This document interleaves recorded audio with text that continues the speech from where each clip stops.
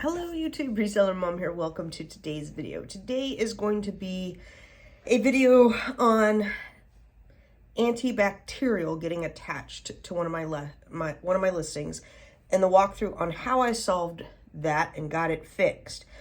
It has taken well over a week, if not 2 weeks, and at least 3 or 4 calls to Amazon, a few flat files, and you always learn something. These cases can be extremely difficult to get solved, and it's probably the most ridiculous case that I've ever had with Amazon. That's saying a lot because they don't always use common sense over there. So if you are looking at how to go about fixing cases like this and some of the options that I took, that's what this video is for, to help you out, help you solve a case that maybe you are just hitting the wall with, if it's similar in function, and learn from what I did and learn from what, my mistakes and my successes, so that you can do better and make money on Amazon, right? Today is October 4th. It's Tuesday. And last night I finally won this case, and this case had been going on, like I said, for a very long time. So let's go back to the very beginning. I have and been selling Bath and Body Works. That's no secret there. I've made several videos on different aspects of selling Bath and Body Works. There's a lot of drama going on in Amazon right now with the GTINs and IP complaints and brand registry, etc. Well, anyhow, I had been selling Bath and Body Works shower gel. And one of the listings I no longer had any inventory with. And it was just sitting as, inventory that I had zero stock in my listings. And somebody went in and put under material features the word antibacterial. Now, I never put that. I am kind of on the lazy aspect when I build my listings on going in and adding all of that other features, where you can put in what holidays is for, what audience is it for, all the little micro additional features. I know that I don't want to say lazy, but I fail to go back and really populate that more often than I should when I'm building listings. So I know I did not go back and add antibacterial. What happens is, if you build a listing and then you are not active on it, you have zero stock or whatnot, and somebody else is the only seller, they can request changes and request that antibacterial or request stuff to go through and edit, and sometimes get those to go through. So that's important to know.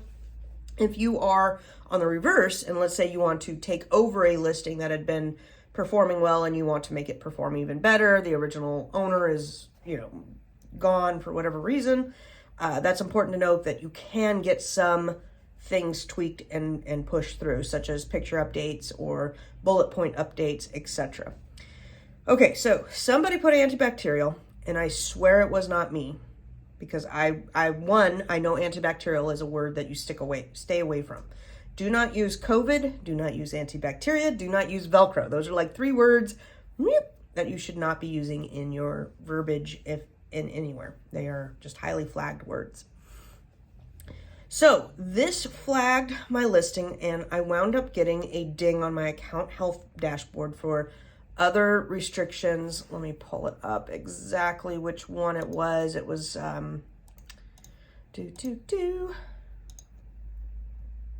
it was officially restricted product policy violations. So 3rd from the bottom, and the reason being, it said, is that this item has been classified now as a dietary supplement and has the words antibacterial under material features. And I'm going, okay, 1, I didn't classify it as a dietary supplement, and 2, I didn't put antibacterial in there. Now, whether somebody else did this or Amazon did this, I don't know. They're not going to tell me the history of who made the changes and whatnot. Amazon will oftentimes recategorize things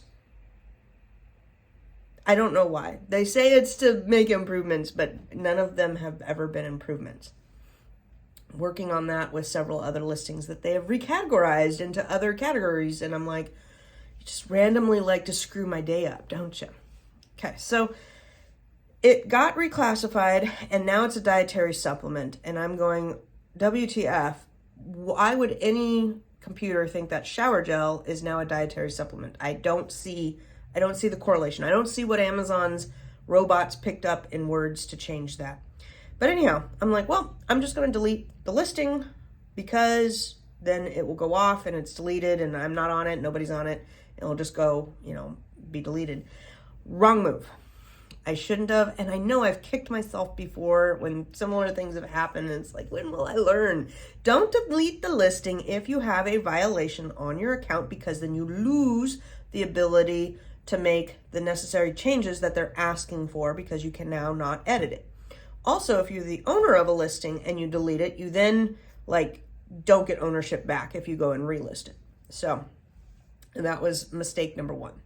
All right, so I deleted the listing and it's still on there. So I went into the account health and I appealed it, and I said I've deleted the listing, and they shot me back an email saying you need to change and provide the information for dietary supplements and or get the antibacterial off of the material features, etc. And I'm going, WTF. So we went round and round and round, and finally I'm like, okay, I'm going to relist the item and then edit it. So I relisted the item and I hit edit. Checked 15 minutes later, and of course, when I edit, my changes do not override. So I was trying to change it to dermatologist tested, because Bath & Body Works is dermatologist tested. It does say dermatologist tested on the bottle, but I could not get that change to go through. So then I did a flat file feed.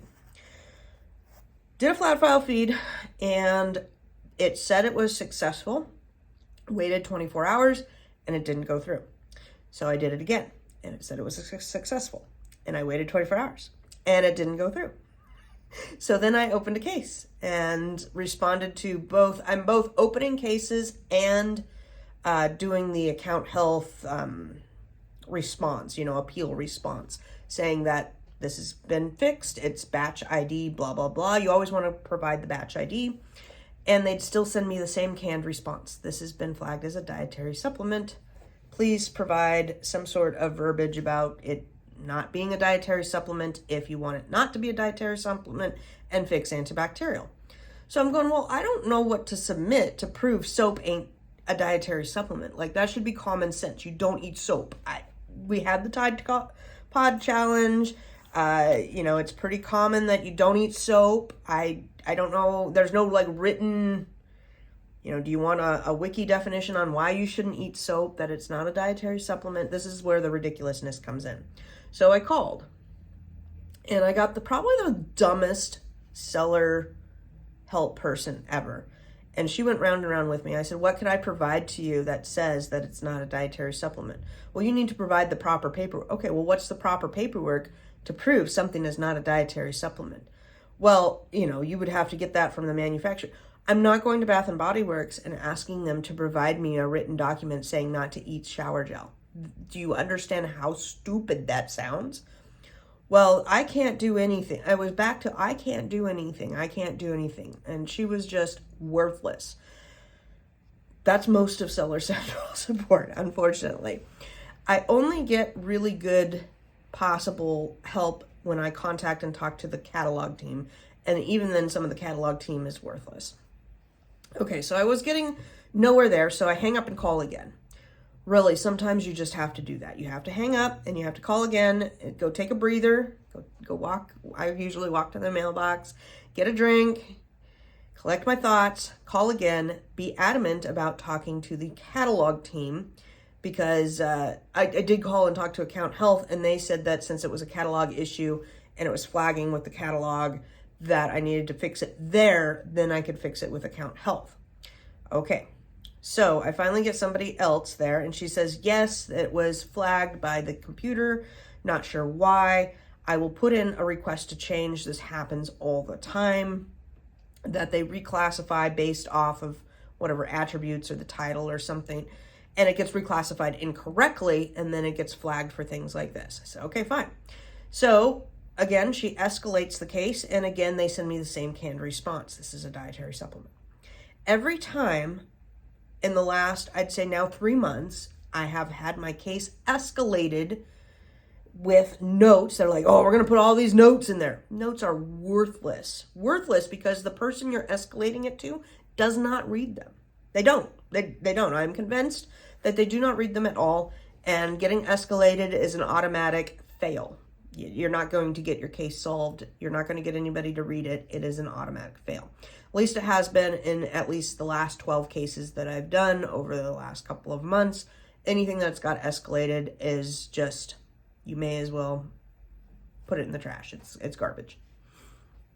So, got the canned response again. So, I went ahead and I called yesterday and got a, seller help that was, again, slightly better than useless. Slightly. And he wanted to have me do another flat file feed and wait 24 hours for the changes to go through, and it should work this time. And I said, nope, this is where you have to be, I don't want to say mean, but you have to be firm and hold your ground. And I said very plainly, I am not going to get off the phone, and I am not going to wait 24 hours. I need to get this fixed now. I have now spent over 3 hours. I have done over 4 flat file feeds. I have spoken to over 3 people at Seller Central, and I need to get this fixed so I can get it off of my account health. I don't care about the listing. I don't have any in stock. As soon as I get it cleared, it will be deleted.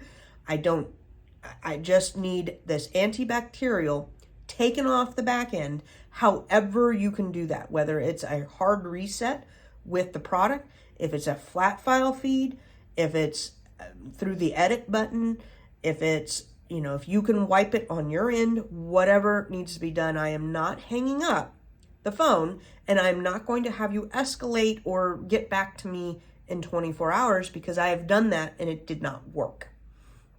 So he was I don't think he was really happy with me, but they are trained to be nice and continue working on problems. And you got to pick your battles on which people you want to go toe and toe. The one that I called that was absolutely ridiculous was, 1, she wasn't using common sense. 2, she didn't speak English very well. And 3, the line was. So, my patience just was not there for her. This guy at least had a good connection and he was pleasant. So, he's trying.